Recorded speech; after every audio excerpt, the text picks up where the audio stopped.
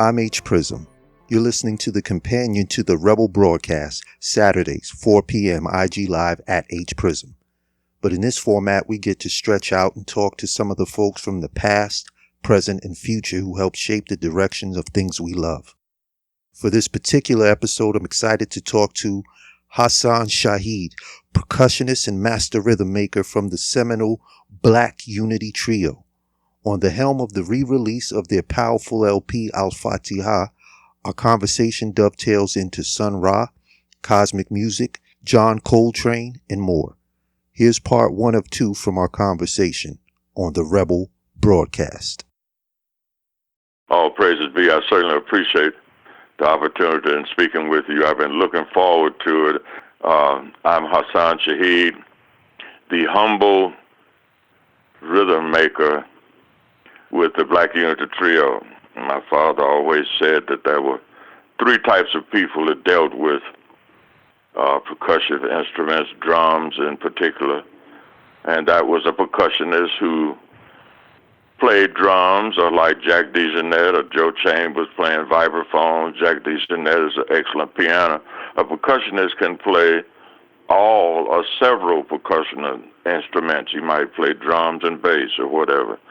And he said there was a drummer who just specialized in drums, who was an excellent drummer, you know, like Elvin, Max, Clute, Grady. They play a lot of stuff with Wes Montgomery. Good, solid Tony Sighting. Powerful Philly Joe Swingin'ist type brothers that have made a lot of contributions to this. So you got a percussionist and a drummer, and you have a dumber, somebody who tries to get up and play and can't play, unfortunately. And there are people that do that. I don't know why everybody thinks they can play drums. My pops, who could play every instrument, I've never seen one he could not play, said that the drums were the most difficult to play because he couldn't get the coordination in the rhythm of his wrist and his fingers like he had per se in his fingers with the alto. It's a different concept altogether. So all black people think they can beat. All young kids want to play drums. But to play drums and make it make sense is 2 different things. So the reason on this album that we did not release, it was recorded live at Western Reserve. We recorded it, got it to the studio. It was a live concert and ran out of money, so it never was released. But on that, I put maker of rhythms because that's all I am. But to make rhythms make sense is an art form too. So I have to say that I deserve no stars, no stripes, no plaques, no citations, because I'm just a spirit here, like the original spirit that came out of the church. I'm here to detoxify your mind and my mind just with rhythms. Just with rhythms. Just with rhythms.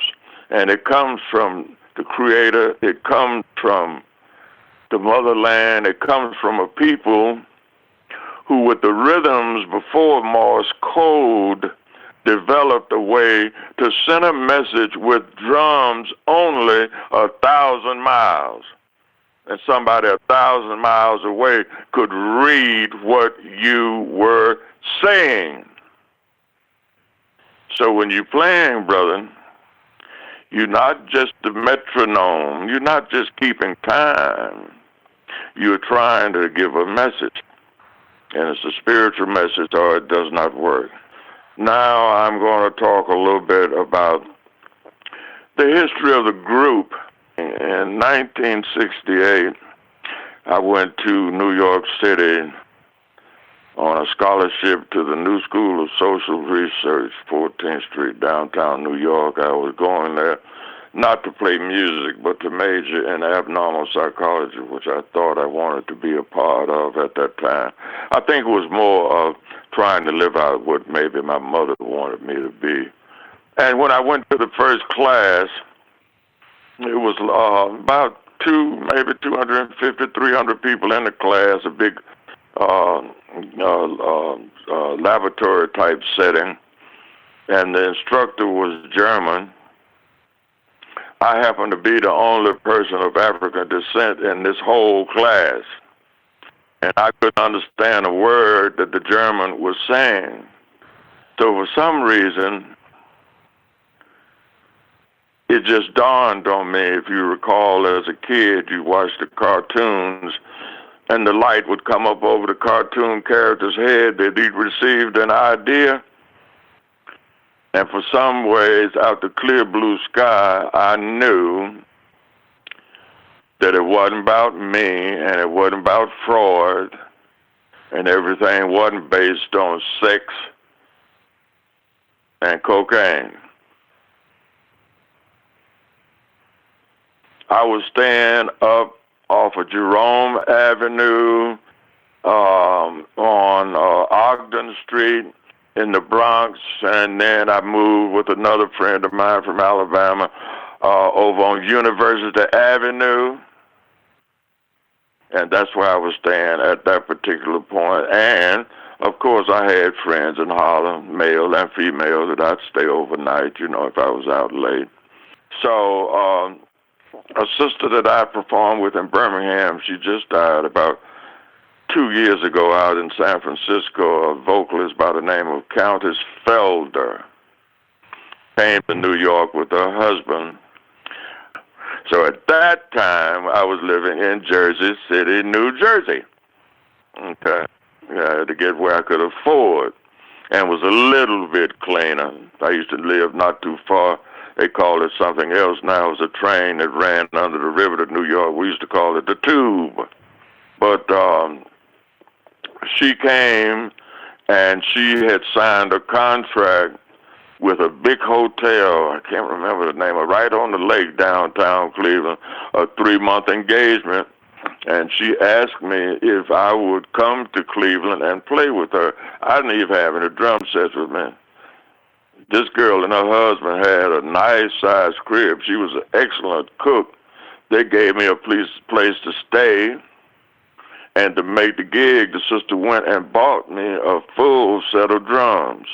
Those are the drums I recorded Al-Fatihah on. Okay? All right, so I had this gig with her. I caught another gig with an organ player and one of those type of electric saxophones that Eddie Harris played. And here's when I met Nancy Wilson. We had a gig at a white joint on the Strip in Columbus, Ohio. I think she was playing this before she went to New York at a club called 222 or something like that. My information might be off now, man. She was out one day shopping. This is how Allah used her as a blessing in my life again. She walked past this record shop that was called Cosmic Music. The owner of that music shop was Yusef Mumin, Joseph Filler, the alto player on the group. She could see through the window. He had a full line of everything that the ESP label had done at that time. Being from Cleveland, they all knew about Albert Island. She was from Birmingham, but she had lived, and so she knew about that.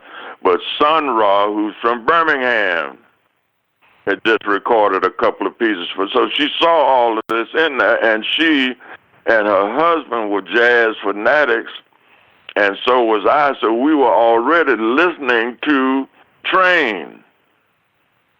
So she saw some albums in there by Train. So she knocked on the door and went in, and she started asking the brother about the music, and they hit it off. And he then told her that he and a cello player had an avant-garde improvisational music, whatever you want to call it. We called it cosmic music. We never called it jazz. And Train did an album called Cosmic Music. But anyway, she said that he told her that he had, and they were looking for a drummer. So bingo, we back at edification again. Immediately out her mouth said, well, listen, I just brought a good friend of mine who plays drum, who's crazy about train and the type of music I think you into, staying with me at my house. I'm going to go get him and bring him up here. So I never will forget, man. I went in the back room and sat up here, and Ron was back there like two sharks waiting on to eat me up. See, both of them, I don't get into astrology, but both of them happen to be, by their birth, earth signs.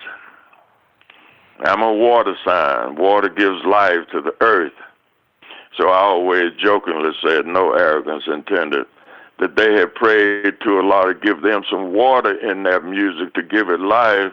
And Allah says, okay, I'm going to send you some liquid. And he sent some liquid nitrogen. Dynamite!